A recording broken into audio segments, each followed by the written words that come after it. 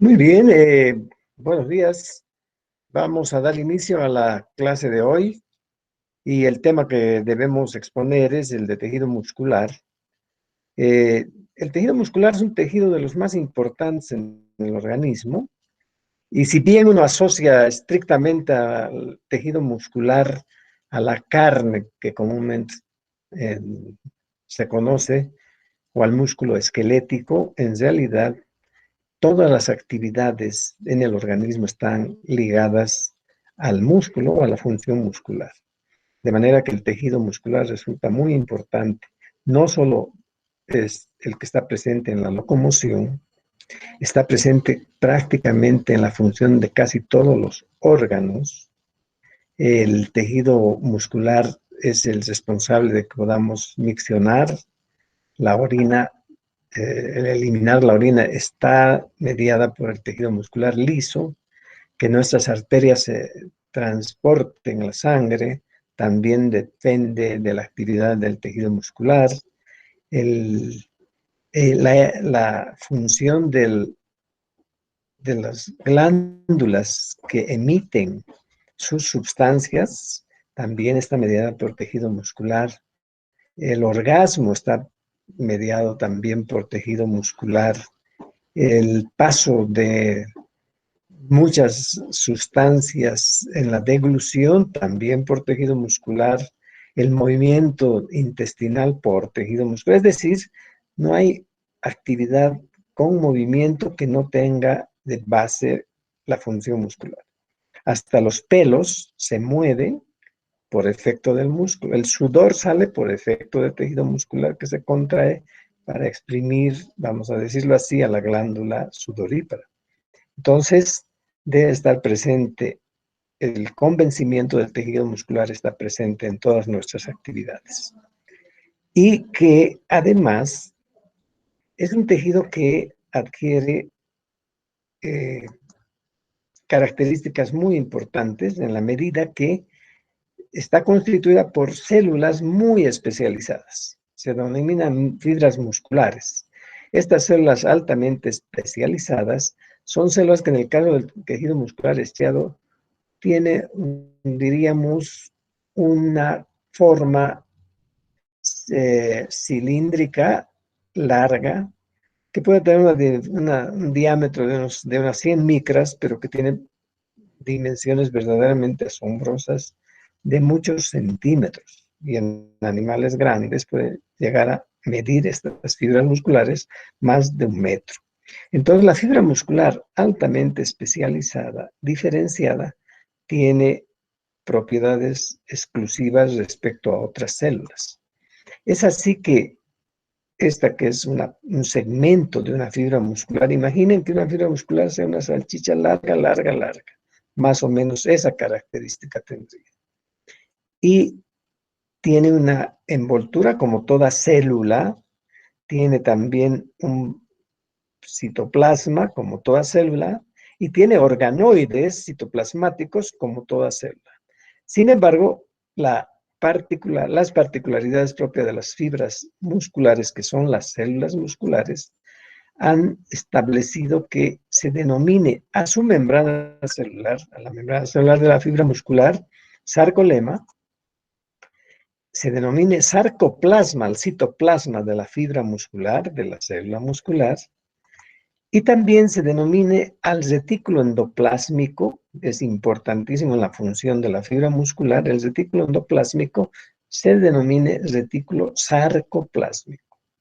Como ven, sarco está más o menos expresando que es un sinónimo de músculo, sarcoplásmico. Asimismo, las mitocondrias de las células, en el caso de las fibras musculares, se denominan sarcosomas.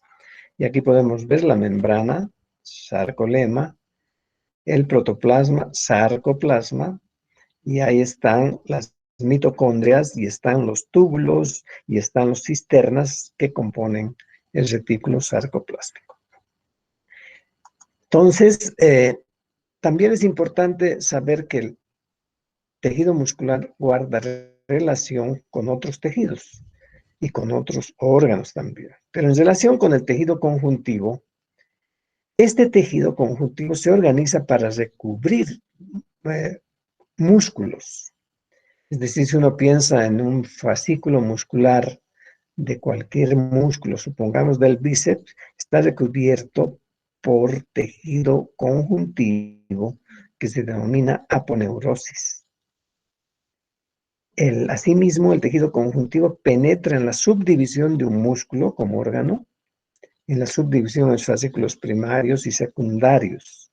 Los tendones, esto es importante, que son de tejido muscular, de tejido conjuntivo, de haces paralelos, los tendones, son los organoides o los componentes que hacen que el músculo se ancle, se fije al hueso. Es decir, el músculo se entreteje con el tejido conectivo conjuntivo del tendón. Este tendón es el que se inserta al hueso. Entonces, lo que ocurre es que con el periósteo se entreteje también y de ese modo se produce la inserción.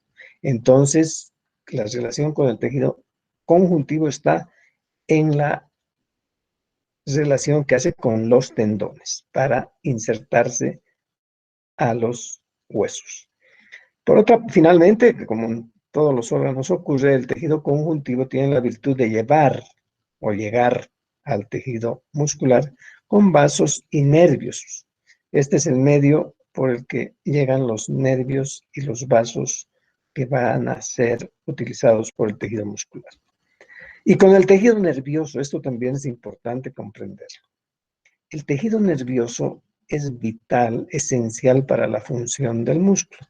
No se puede concebir que el músculo solo, desconectado del tejido nervioso, pueda contraerse o relajarse. Entonces, este principio hay que tenerlo muy claro.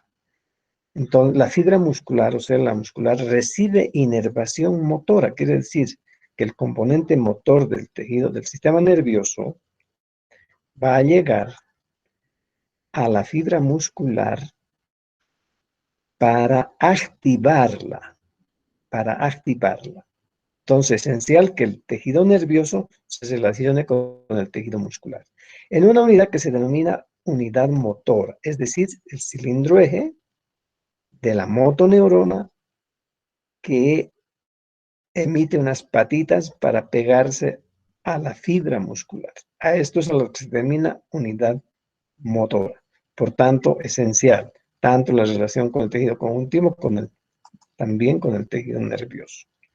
Ahora bien, el otro elemento que hay que darle importancia es que la fibra muscular recibe sensaciones de la propia masa muscular o de la unión músculo-tendinosa, y cuando esta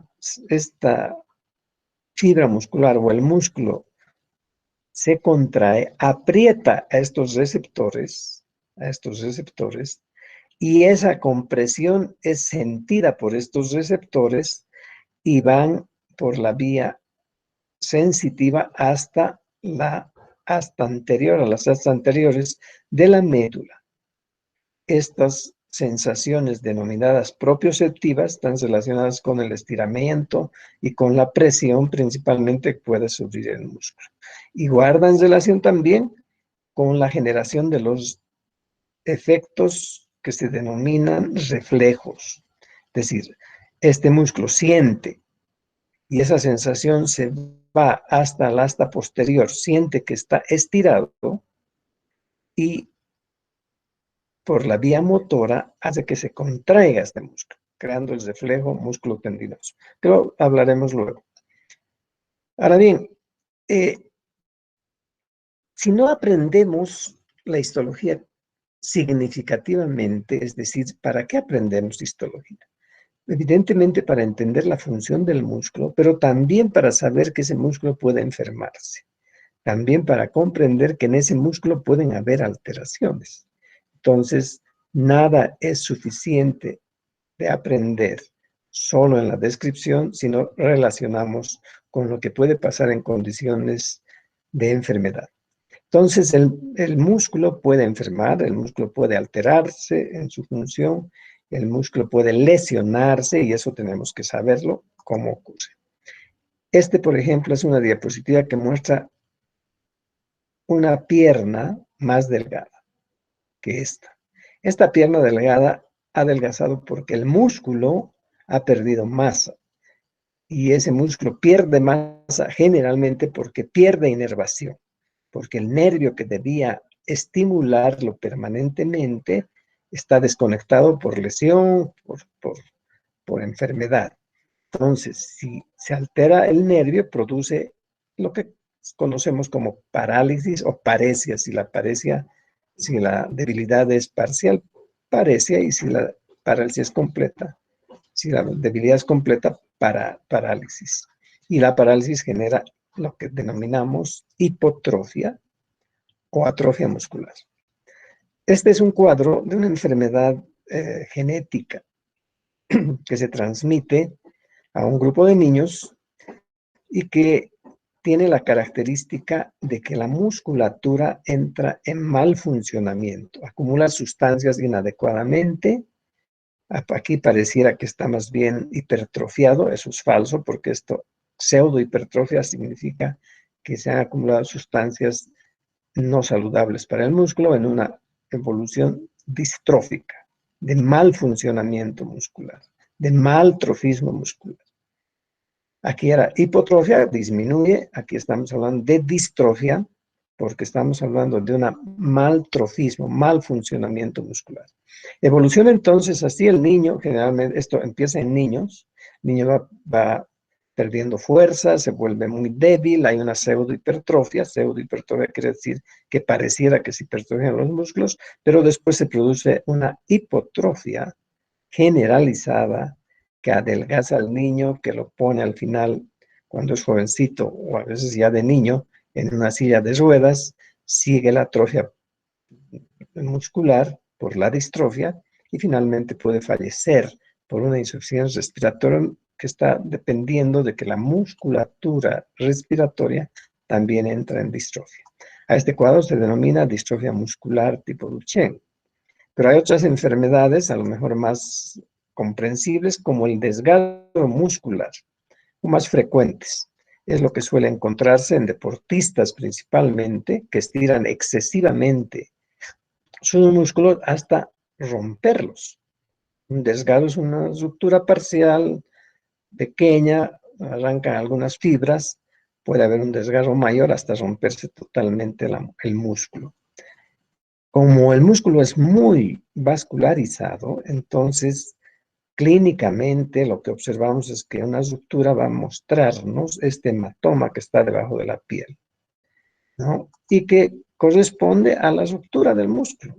Repito, este músculo altamente vascularizado, porque hay capilares entre vaso y vaso, se rompen también los vasos, sangran y producen este hematoma, desgarro muscular. Hay otros cuadros más en el músculo, como la miositis, un cuadro, o polimiositis, un cuadro autoinmune que se verá en su momento, o pueden haber inflamaciones musculares, miositis de diversa causa, como también incluso manifestaciones del propio metabolismo del músculo, como es la macurca o la fatiga, ese dolor que nos viene después de haber realizado un excesivo ejercicio no habitual, que genera que se liberen sustancias que se producen excitantes y causan dolor. Muy bien,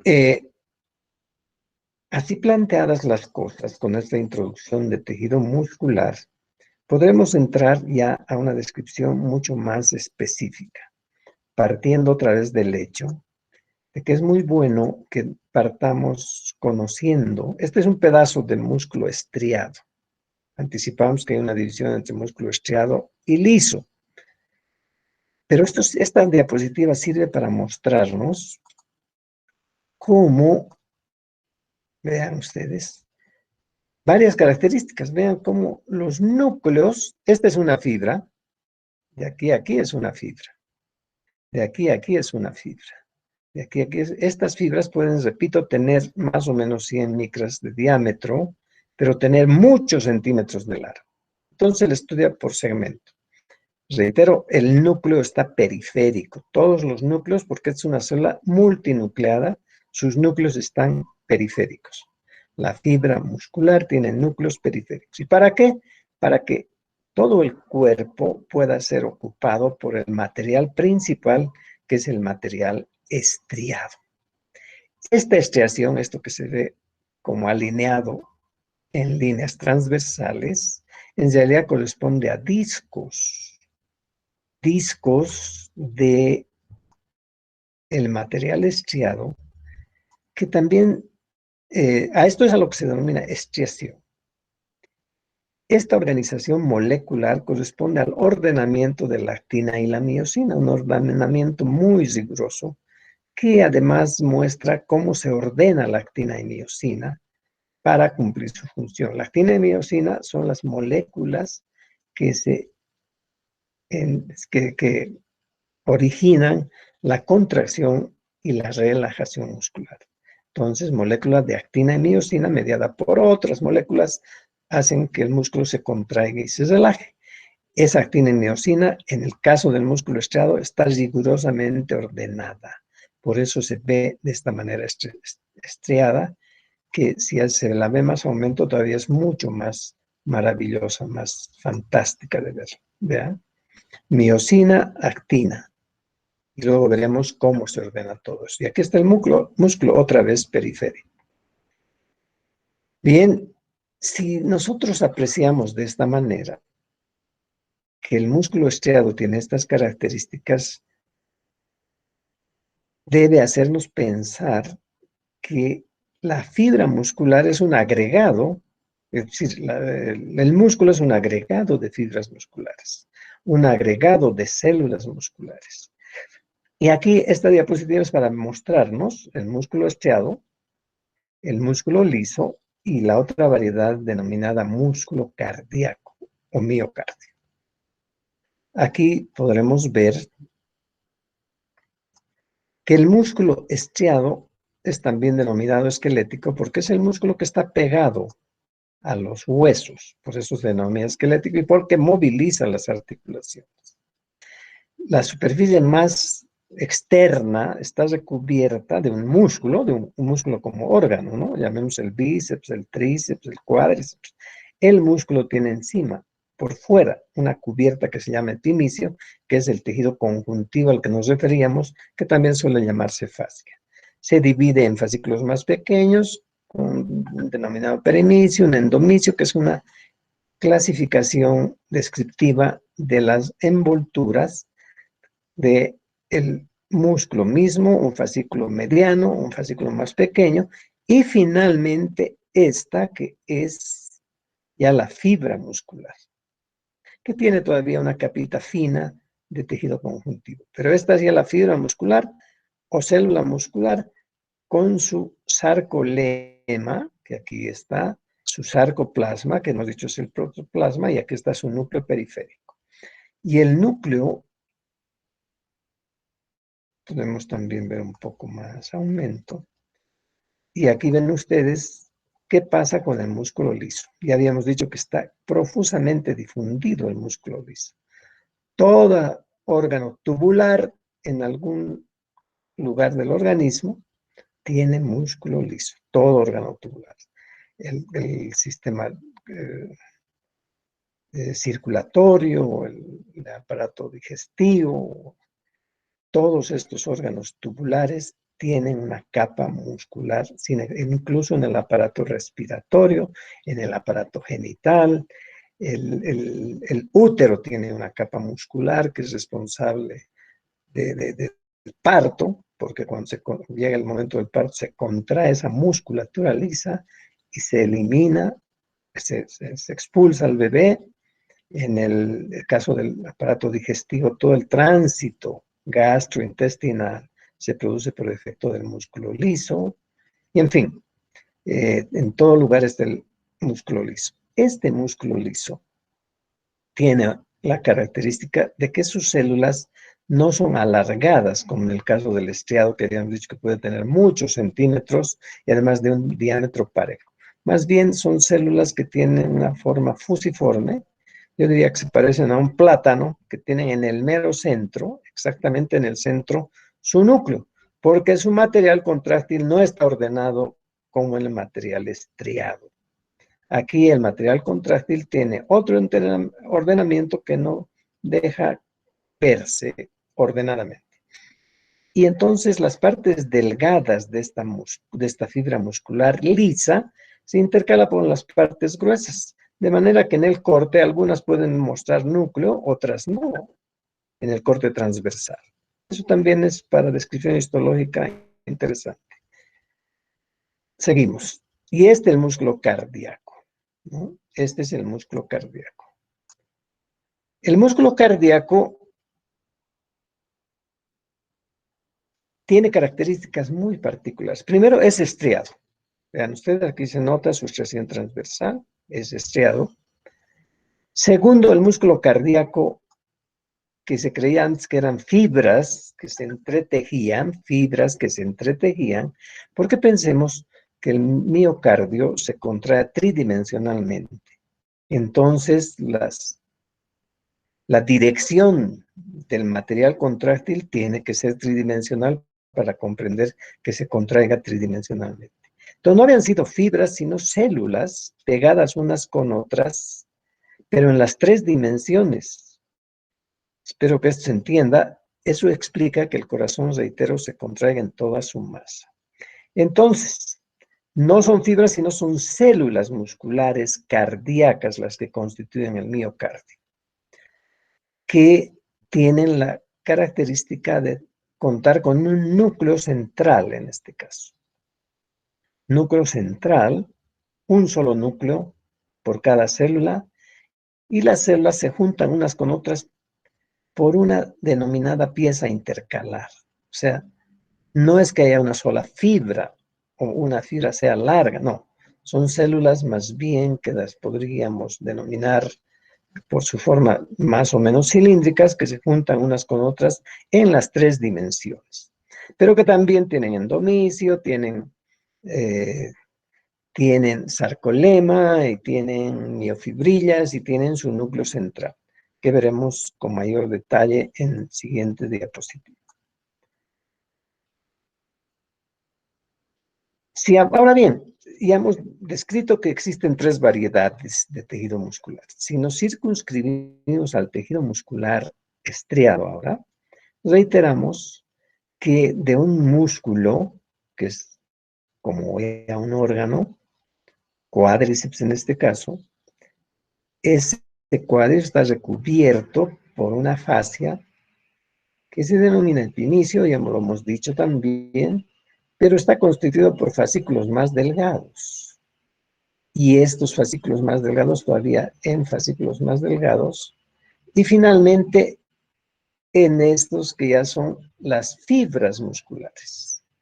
Esta es una fibra muscular o es una célula muscular, con sus núcleos periféricos, ya lo hemos dicho, y al interior en su sarcoplasma, este sería su sarcolema, en su sarcoplasma tiene el material estriado, o el material contráctil si prefieren, y ese material contráctil está constituido por miofibrilla. Esta es una miofibrilla. Una miofibrilla que tiene las moléculas que a veces llaman también miofilamentos de actina y de miosina, y que se ordenan para constituir una banda H aquí, una banda A aquí, un disco Z de aquí a aquí, otro disco Z. A este segmento entre dos discos Z es al que se denomina también una sarcómera. Anticipamos así, una sarcómera. Y adentro tiene una banda H, en fin, esto es dependiente, esta organización ya en bandas y líneas que también se llaman, es producto de la organización sistematizada, reitero, de dos moléculas principalmente que son la actina y la miosina. Y aquí un pedazo, vamos a decir así, de una fibra muscular que reitero siempre, que tiene muchos centímetros, puede tener muchos centímetros de longitud. Tomamos un pedazo y ahí encontraremos sarcolema, núcleo periférico, este es el núcleo periférico, sarcoplasma. En el sarcoplasma encontraremos mitocondrias abundantes y la presencia abundante de mitocondria es que es una célula sumamente activa. Está prácticamente contrayéndose y relajándose todo el tiempo, entonces necesita de alto aporte de energía que lo brindan las mitocondrias por efecto del fenómeno de la transformación de la ATP en ADP, libera sustancias energéticas y eso produce que que es el material contráctil, pueda contraerse y relajarse, como lo veremos luego. Pero además están también el retículo sarcoplásmico, que decíamos que era el retículo endoplásmico de la fibra muscular, retículo sarcoplásmico. Es importante porque está constituido por túbulos, cisternas, sáculos, y además relacionados con estos túbulos que son importantes. También se denominan canales, ¿no?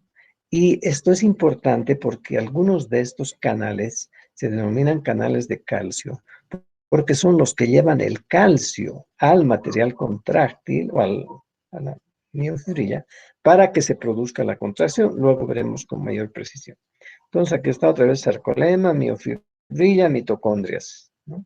Y la organización en banda A o anisótropa también se llama línea Z, y esto un sarcómero.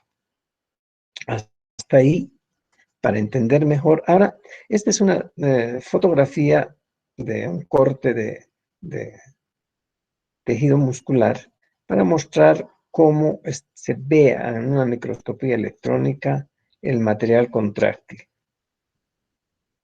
El material contráctil, ordenado también. Y esto lo veremos esquemáticamente, ya en el músculo periférico, otra vez, y este que nos permite mostrar el retículo endoplasma, el túbulo, reitero, importantísimo porque por aquí circula el calcio, entra y sale calcio, y aquí están los cisternas del retículo sarcoplásmico, o retículo endoplásmico de la fibra muscular, y aquí están sus mitocondrias. Presencia abundante de mitocondrias por ser una célula altamente activa, que no cesa ni un momento en su actividad. Ahora bien, en esta diapositiva vamos a explicar, primero, importante comprender esto, este ordenamiento de la actina, que es esta, perdón, de la actina, que es estas fibras delgadas, y de la miosina, este ordenamiento genera, reitero, las bandas A, banda H, banda M, que son segmentos para describir qué parte tiene tal componente de lo que corresponde en su participación la miosina y la actina. Y algunas otras moléculas más agregadas como la nebulina, y luego veremos más luego otras moléculas más. Vean ustedes que se denomina sarcómera precisamente este segmento que va de un disco Z, que es donde termina la actina, hasta donde termina otra actina, que es el disco Z también. Entonces, entre dos discos Z, esta parte es la mitad de la actina, entre dos discos Z se constituye la sarcómera. Y esta sarcómera es donde podemos describir toda la estructura del componente estriado o el componente contráctil de la fibra muscular. Y estos son gráficos que muestran qué pasa si se corta aquí. Encontraremos pura actina. ¿Qué pasa si se corta aquí? Encontraremos pura miosina. ¿Y qué pasa si se corta aquí transversalmente? Encontraremos las fibras de actina y de miosina cortadas transversalmente. Ahora bien, los biofilamentos de actina tienen también otras moléculas como son la tropomiosina y la troponina, ¿no? Estas moléculas de actina. Estas otras moléculas son importantes porque participan de la contracción muscular, lo vamos a ver luego. Y esta miosina que tiene estas patitas, recuérdenla, estas patitas son las que van a hacer que la actina se mueva de un lado a otro y acercándose una actina con otra, producen la contracción. Separándose una actina de la otra, produce la relajación. Pero ¿qué mueve esa actina? Molecularmente es la miosina. Eso lo veremos luego, ¿no? Aquí es una manifestación de la molécula de miosina que la veremos enseguida.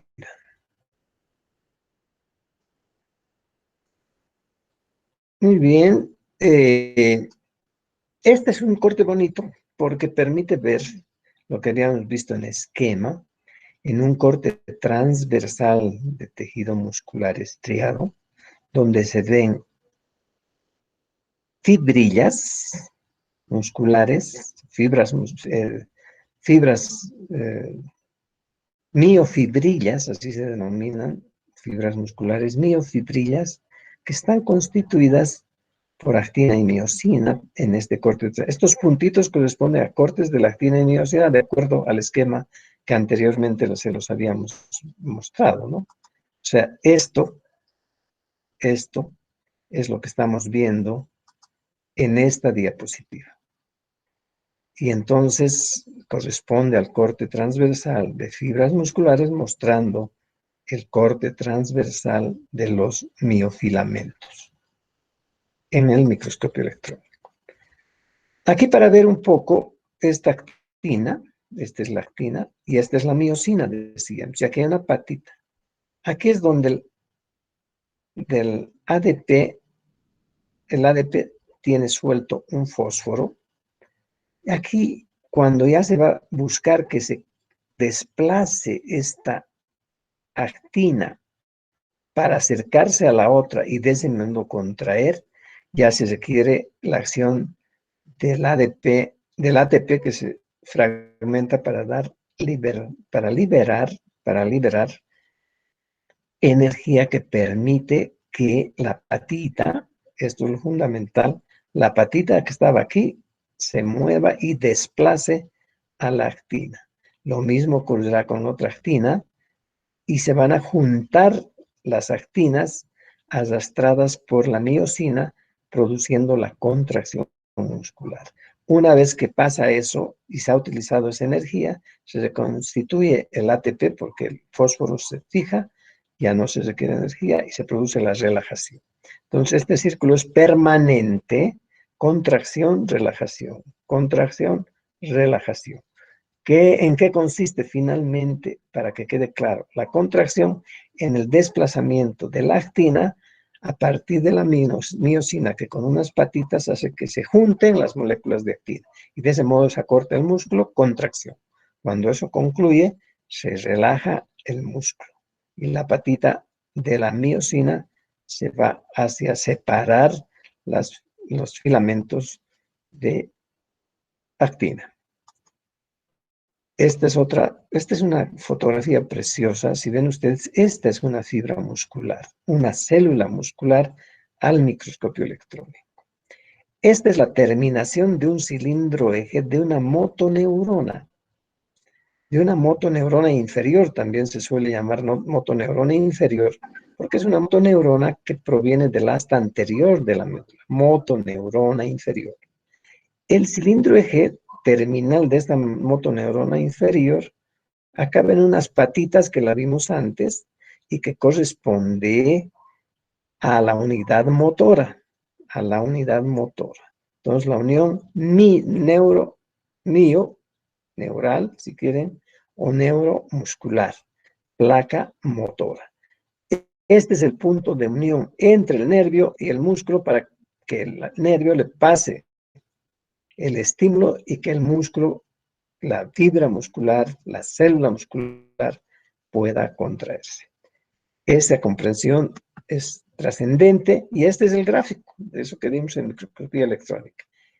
Este es el axón, o el cilindro eje si quieren, de la motoneurona. Este es Esto verde es la célula de Schwann. Es interesante la célula de Schwann porque envuelve al axón. Es importante esta envoltura que se denomina mielina porque también es responsable de la velocidad de conducción que tiene el nervio. Bueno, entonces el nervio de la motoneurona inferior, termina en estas patitas que se pegan a la fibra muscular. Esta es fibra muscular, ¿no? Esta es fibra muscular. Y aquí está su material contráctil, la miofibrilla. Entonces, esta unión es importantísima, la denominada mioneural o placa motora, porque este es el punto en que el nervio se contacta con la fibra muscular para en la función y hacerla contraer. Y este es el esquema también de cómo en realidad lo que se produce, ¿no?, es la síntesis de acetilcolina en esta parte.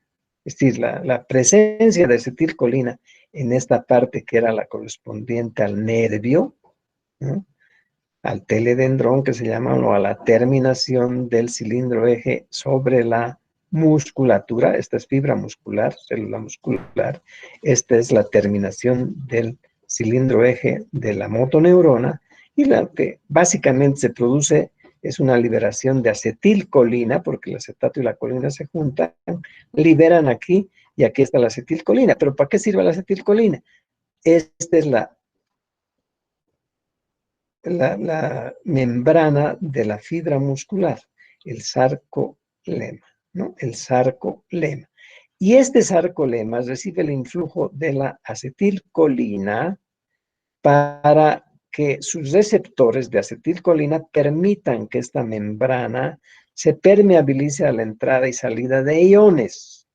Esa entrada y salida de iones, la entrada de calcio principalmente a través de los túbulos que habíamos anticipado en la descripción histológica, los canales de calcio que también se denominan, ingresa el calcio, y el calcio es el que desencadena el movimiento de la actina y la miosina para contraerse. Esa es la trascendencia. Entonces, aquí cerraremos señalando, por tanto, que esta unión de la placa motora es esencial y sustancial. A este nivel incluso existen enfermedades que impiden el paso de la acetilcolina a estos receptores, o la unión de la acetilcolina con estos receptores, para que se desencadene la despolarización, que es un fenómeno eléctrico por la entrada y salida de iones en la membrana, o en el sarcolema, si quieren ustedes, en el sarcolema, y aquí pueden producirse enfermedades que eviten que esto pase a donde debe pasar, que es decir, que la acetilcolina se una a su receptor, y ese es el caso de la miastenia gravis, solo como mención. Entonces, trascendental entender que el músculo, que la fibra muscular, no se va a contraer si no recibe si no le transfiere el estímulo, esta motoneurona inferior, desde su cuerpo en los teledendrones o las terminaciones. Entonces, esto es esencial. ¿Por qué? Porque si esto se interrumpe en cualquier lugar, esta relación, el músculo dejará de contraerse. Es un músculo que entra en parálisis. Para eso importa ese momento. Ahora bien, habíamos anticipado que también el músculo recibe sensaciones que las envía la médula por una vía sensorial. Lo otro anterior era la vía motora. Este es al revés. Va desde el músculo hasta, y lo habíamos visto ya en una diapositiva, hasta la médula. ¿Qué pasa? Si este músculo, bueno, esta es una parte de la fibra muscular, pero aquí existen receptores, estos amarillitos, receptores de la tensión que puede haber en la fibra muscular. Si esta fibra muscular se contrae, va a apretar, y esa presión la va a sentir estos organitos sensoriales y esa sensación la van a llevar hasta la médula. Y de la médula podría haber un arco reflejo que mande por esta vía de las fibras rojas, que serían de teledendrón, que hagan contraer esta musculatura. Entonces, ahí se explican los reflejos también cuando hay otros organitos que están en la unión del músculo con el tendón, músculo tendinoso, pero la presión de esta musculatura puede producir un efecto de mayor contracción o de relajación dependiendo cómo va esa sensación hasta la médula y producir un fenómeno reflejo también. Y aquí, para entrar a ver al músculo cardíaco, ya hemos visto el estriado, hemos visto su relación con el componente nervioso, en la placa motora que es vital, y aquí vemos el músculo estriado esquelético, que ya lo habíamos visto en una gráfica, pero que vean, si aumentamos, primero vean, no son células, parecen fibras, pero no son fibras, perdón, no son fibras, son células. Y el límite de estas células están aquí, en estos trazos que se han denominado trazos intercalares, o segmentos intercalar, o placa intercalar, o placa escaleriforme. Bueno, varios nombres ha tenido en la historia esta separación o límites de célula a célula. De aquí a aquí una célula, de aquí a aquí otra célula, de aquí a aquí otra célula, pero vean que se interconectan estas células haciendo en conjunto una estructura reticular de células, porque hay que comprender que el miocardio se contrae simultáneamente en su masa. Bueno, se contrae cuando tiene que contraerse y se relaja simultáneamente. Entonces tiene que haber una conexión entre estas células que hacen que tenga una apariencia de red de fibras. Reitero, no es red de fibras, sino de células que han sido juntadas una con la otra y con la otra y con la otra, pero que su relación es en red. Entonces, también es importante manifestar que aquí el núcleo central y que esta célula miocárdica es una célula estriada. Si aumentamos, vean cómo se ve la estriación. Aquí está más bonito. Núcleo central, estriación, pieza escaleriforme o trazo intercalar o unión intercelular, también podemos decir. Pero vean cómo se entretejen, se interconectan las células para hacer un todo de la masa miocárdica. Y aquí está otra vez, repito, el núcleo. Este es el material intersticial que existe y por donde van los vasos. Por aquí van los vasos que van a nutrir a las células, lo mismo que en el músculo estriado, que van a nutrir llevándole los insumos y oxígeno para que la célula pueda desempeñar su función de contraerse y relajarse. Entonces, este miocardio es el que muere en un infarto de miocardio, por eso se llama infarto de miocardio. Si la vascularización se pierde, se tapa la arteria que lleva sangre al miocardio, ese segmento que no recibe sangre muere. Y a eso es a lo que se llama infarto de miocardio. Si el taponamiento a la arteria es muy masivo, el corazón puede pararse.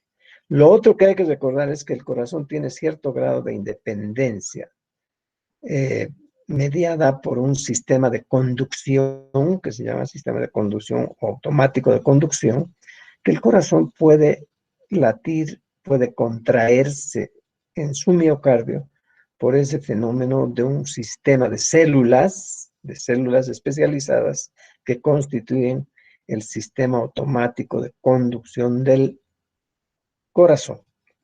Es tan interesante eso que si se para el corazón, algunos minutos mientras tenga todavía oxígeno y glucosa, algunos minutos el corazón separado del cuerpo puede latir. Pero como no está recibiendo ya sangre, deja de latir. Ese es su automatismo. Sin embargo, también su automatismo está mediado por la llegada de un componente nervioso, le llega nervio, simpático y parasimpático, que puede modular la frecuencia, que sí es automática, pero puede influir sobre la frecuencia de la contracción del miocardio y aumentar o disminuir esta contracción. Por efecto, reitero, a pesar de su automatismo, hay efecto de su inervación nerviosa, simpática y parasimpática. Finalmente, es bueno decir que el sistema de conducción y los nervios también pueden cursar enfermedad. Es el caso del Chagas. El Chagas destruye el sistema de conducción y destruye el nervio, entonces puede producir daño en el sistema de conducción del miocardio, también por otras causas que producen efectos en su frecuencia de contracción, frecuencias, afectación de su automatismo que está regulado perfectamente en condiciones de normalidad. Y aquí el corte transversal del miocardio. Este corte transversal nos permite ver, vean, núcleo central. No es tan exactamente central, yo diría que su morfología es un poco abigarrada, un poco no tan perfecta como el músculo estriado. ¿Vean? Aquí sí muestra, este segmento muestra núcleo, este segmento está más alejado del núcleo, ya no muestra núcleo, esta célula sí muestra núcleo central y así, ¿no? Pero si aumentamos más, veremos también que hay una presencia, por tanto, de la actina y la miosina cortadas transversalmente. Es decir, el material contráctil cortado transversalmente se lo puede también observar. Vean ustedes. Vean. O sea, estamos hablando de las miofibrillas. Adentro de las miofibrillas estarán los miofilamentos de actina y miosina ordenados de manera estriada, bien organizaditos. Este es el miocardio cortado transversalmente. Y es interesante ver cómo hay siempre presencia entre fibras de tejido adiposo en el corazón. Miocardio, entonces, que constituye el músculo del corazón, que desde antes de nacer, desde que se conforma el corazón, nunca más deja de latir y relajar, si eso significa contraerse y relajarse, hasta que se para con la muerte. También es importante saber que en el interior del citoplasma o del sarcoplasma de estos músculos cardíacos suelen haber pigmentos que se ven con otras preparaciones. Y aquí una muestra, un corte más bien, un corte longitudinal de músculo, de miocardio, vean ustedes, para mostrarnos las piezas intercalares, otra vez, que son, reitero, los límites celulares de células altamente especializadas del miocardio, límites, y ahí están los núcleos dentro de las células, no confundir con el núcleo intersticial que puede corresponder a otro tipo, al tejido conjuntivo más bien, ¿no? Pero aquí está para que vean, si hacemos más aumento de esto, vamos a poder ver el componente estriado, se ve el componente estriado. Todavía más, se ve el componente estriado. En algunos, aquí, por ejemplo, aquí se puede bastante ver el material estriado, o aquí, ¿eh? Pero lo importante es comprender que el material contráctil del miocardio es un material también estriado. O sea, la actina y la miosina están también perfectamente alineadas. Entonces, miocardio es la tercera variedad de músculo o de tejido muscular especializado para contraerse y relajarse durante toda la vida y que está formando parte del corazón. Por eso se llama miocardio, músculo del corazón. Y aquí un esquema. Está el corazón, su miocardio, ¿no? Su miocardio, y vean cómo se organizan estas células. Esta es la unión entre células. Disco intercalado le llaman también, ¿no? Ya les dije que tiene varios nombres, vamos a tenerlo más aumento. Vean, disco intercalado. Este es el disco. ¿Cómo es el disco? Tiene como unas excrescencias o digitaciones que se entrelazan unas con otras para dar una gran consistencia de cuerpo único a todo el miocardio. a todo el corazón. Y ahí se está viendo la presencia de mitocondria, mucha mitocondria, mitocondria. ¿Por qué mitocondria? Esta es la lógica. Donde hay actividad permanente, la mitocondria tiene que estar presente, porque aquí se va a producir la liberación, la producción de energía por la vía de la ATP y ADP, adenosín trifosfato, que rompe el cadena en adenosín difosfato y deja fósforo, genera energía. Esa energía es utilizada por el material contráctil, o sea, por la actina y miosina, para desplazarse, acercarse la actina por efecto de la miosina, y ese acercamiento hace que se contraiga, en este caso, la célula cardíaca, y cuando pasa la necesidad se suelta y se relaja, y eso es constante. Imagínense, 60 veces por minuto se produce esa contracción y esa relajación. Entonces, para esa actividad se requiere constantemente de energía que brinda la mitocondria, pero no hay que descuidar en recordar que la energía, la mitocondria, la va a producir a partir del oxígeno que viene en la sangre y a partir de la glucosa y otras sustancias que vienen en la sangre y que es utilizada por la célula muscular cardíaca en este caso, pero si no hubiera eso, si no llegara sangre que lleva oxígeno en los eritrocitos y que en su plasma lleva sustancias que sirven para el metabolismo, como la glucosa principalmente, entonces el corazón se pararía o muere un segmento del corazón que no le llegue esa irrigación.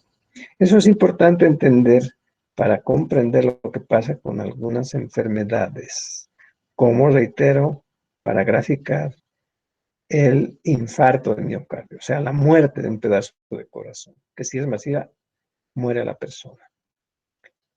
Que si no puede cicatrizar y quedar un pedazo de corazón sustituido por tejido conjuntivo también. Y aquí nos está mostrando también esta unión que se denomina unión desmosómica, porque son verdaderos nudos que hay entre célula y célula, desmosomas, ¿no? Desmosomas, y siempre presenta la mitocondria en este gráfico.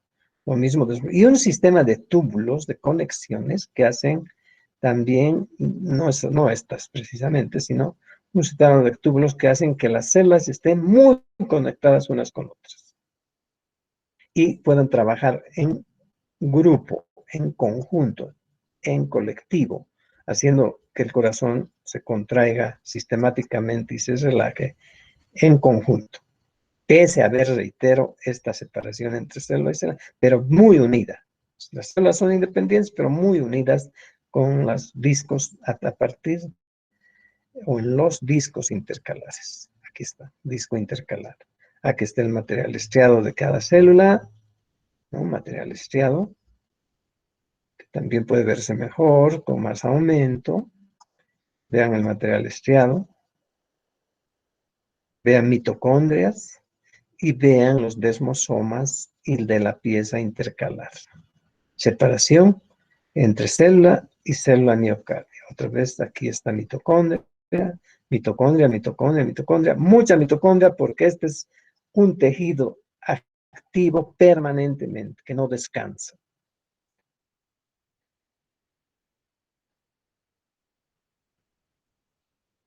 Aquí está también un disco intercalado. ¿Vean? Aquí está el material contráctil.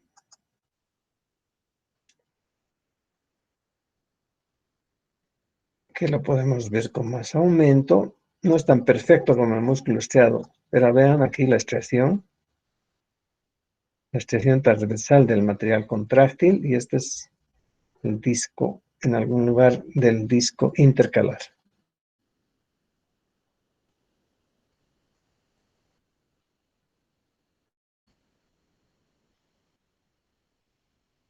Y esto ya corresponde a la otra variedad de tejido muscular, que es el tejido muscular liso.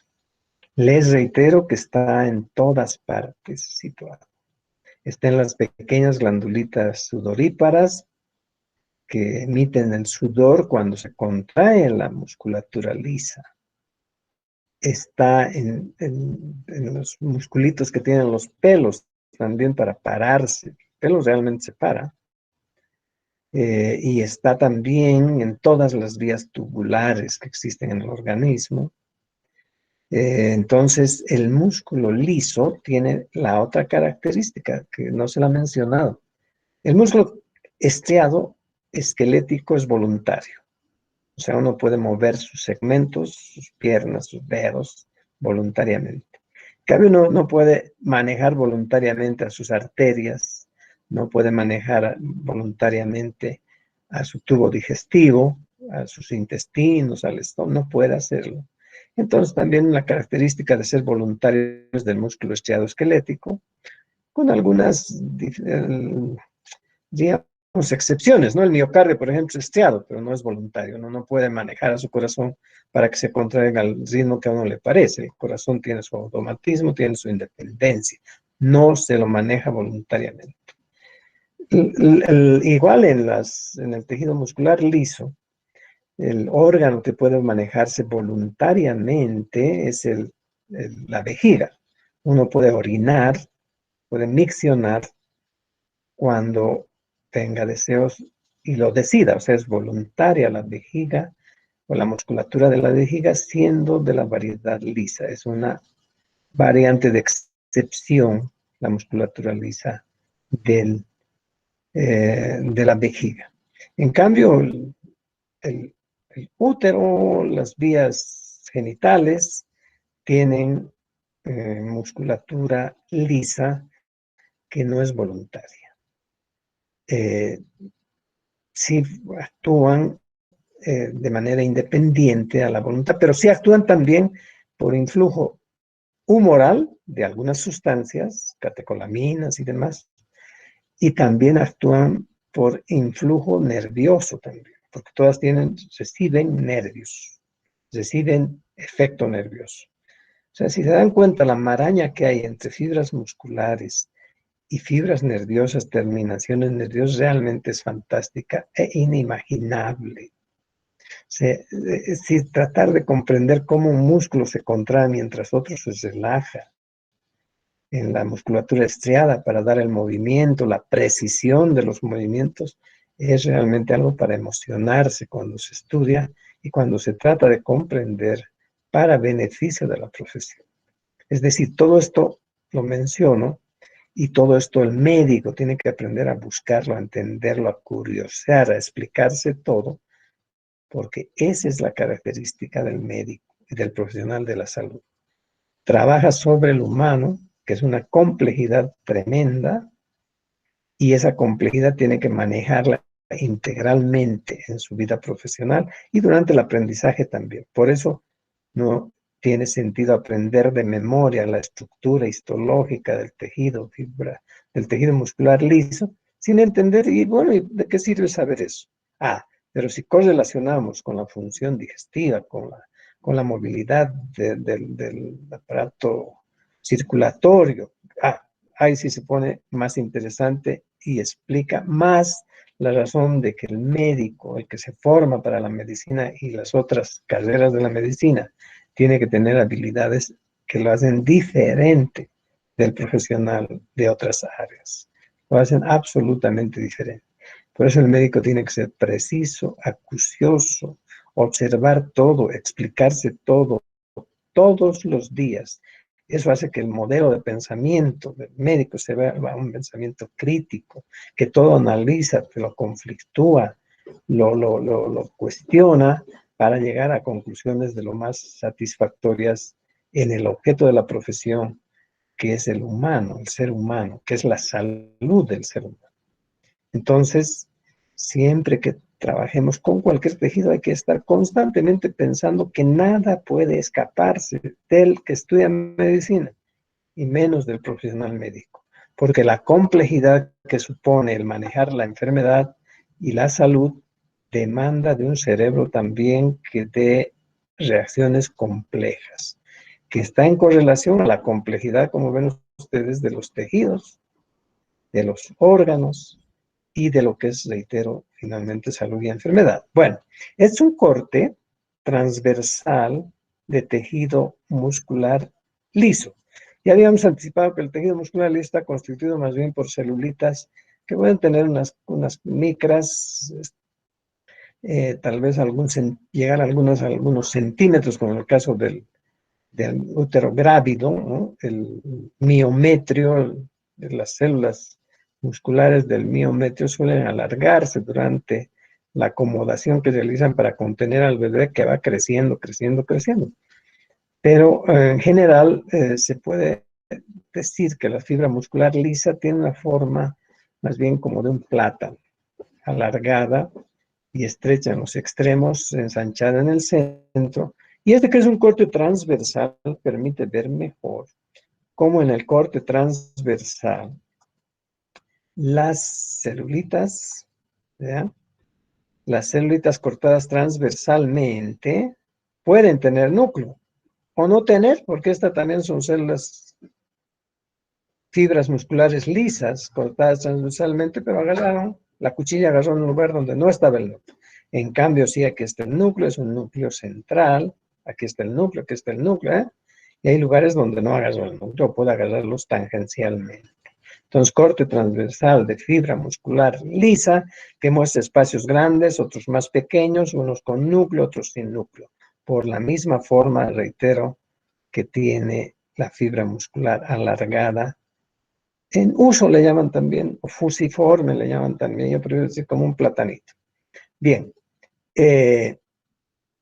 esta fibra muscular lisa, que está presente en todos los, reitero siempre, en todos los lugares, porque es bueno entender que el movimiento, que las funciones no vienen simplemente de un automatismo de cada órgano, vienen porque hay tejidos que hacen que se muevan.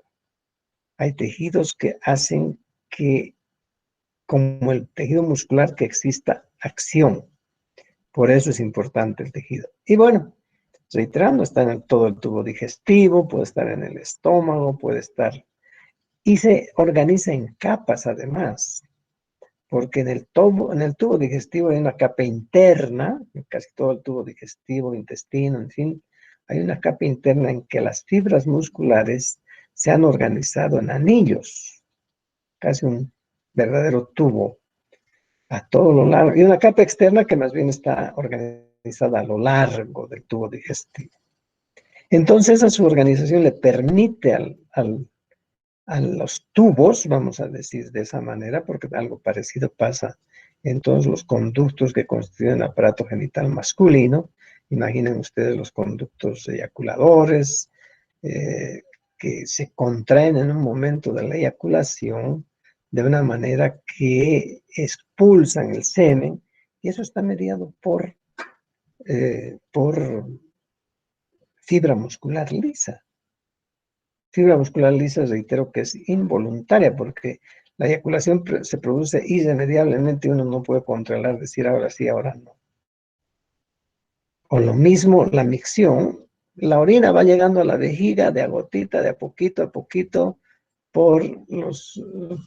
a la vejiga llega por los uréteres que van saliendo, llevando el oxígeno, van llevando la orina hasta la vejiga, gotita a gota, y tiene que contraerse el uréter. Tiene que estar bien contraído el uréter, es decir, contraerse permanentemente. Entonces, en todo lugar hay tejido muscular liso.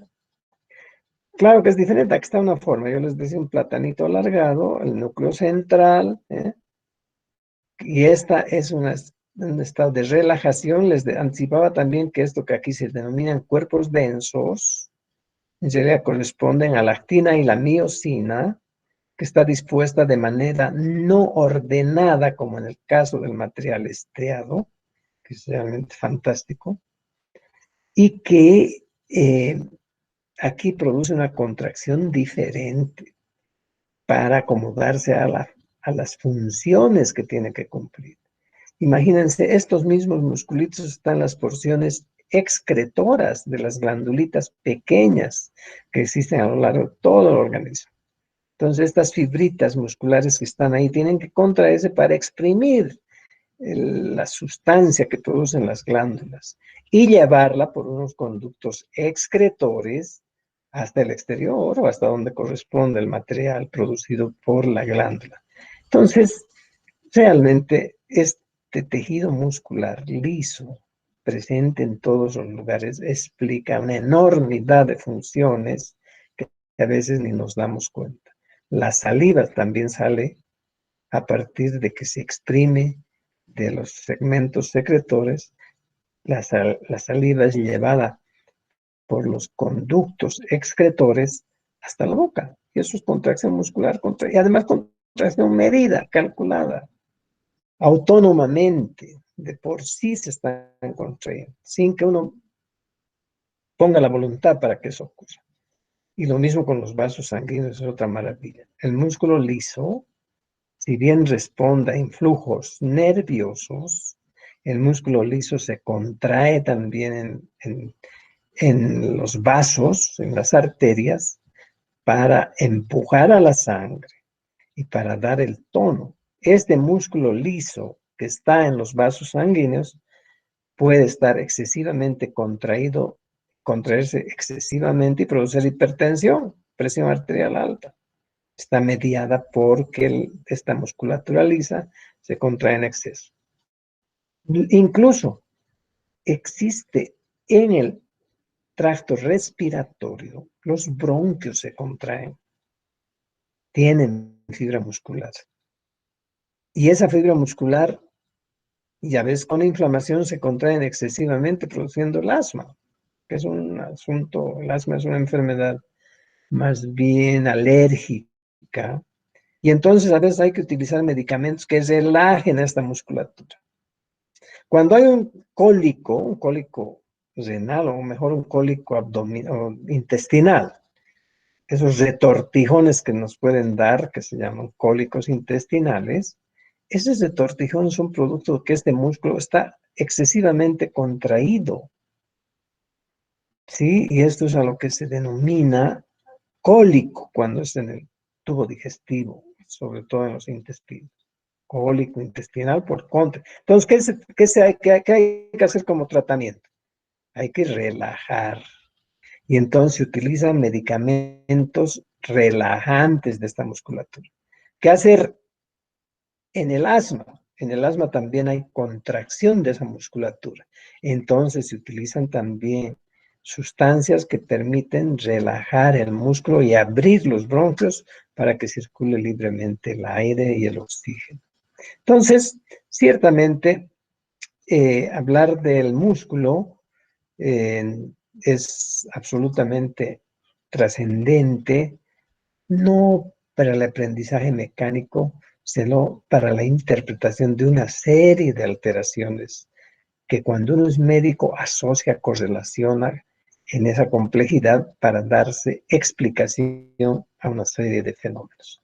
Entonces, responde a esa la necesidad de aprender bien tejido muscular, tanto estriado, liso y también miocárdico o cardíaco. Vean, esta es una fotografía de células de músculo liso que está alargada su núcleo central. Aquí no se ve estriación, como veíamos en el músculo estriado esquelético. No se ve estriación. Por eso se llama liso. Pero igual tiene sarcolema, sarcoplasma, material contráctil que no es estriado, de actina y miosina, tiene un núcleo central.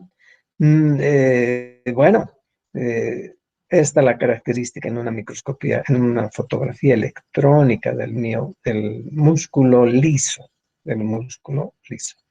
Y de esta manera, pues, terminamos de mostrar lo que nos corresponde a el tejido muscular estriado, esperando que, nada más que haberles hecho aprender, haberles motivado el aprendizaje, recordarles que están estudiando una profesión muy particular, muy especial, y también señalarles que todo lo que les he hablado pueden encontrar en cualquier libro.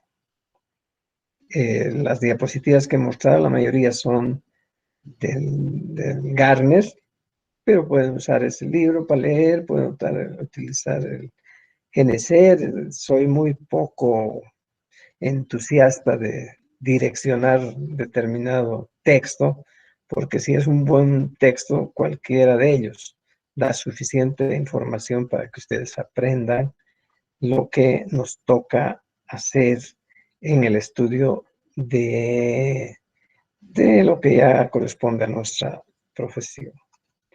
Entonces, de esta manera, espero haberles brindado una máxima transferencia de inquietudes, no para que memoricen lo que yo he dicho, que pueden volver a ver el video, sino para que correlacionen en lo que les pueda servir para ser buenos estudiantes. Pueden estar seguros que lo que hemos visto ahora les va a servir mucho en fisiología y en las otras asignaturas, pero sobre todo cada día aprender para ser buenos médicos, y eso solo se logra con el esfuerzo, la dedicación, el entendimiento de lo que trabajamos. Es evidentemente complejo, que no es tan simple, porque si no todo estaría en una computadora, no. Cada paciente es diferente,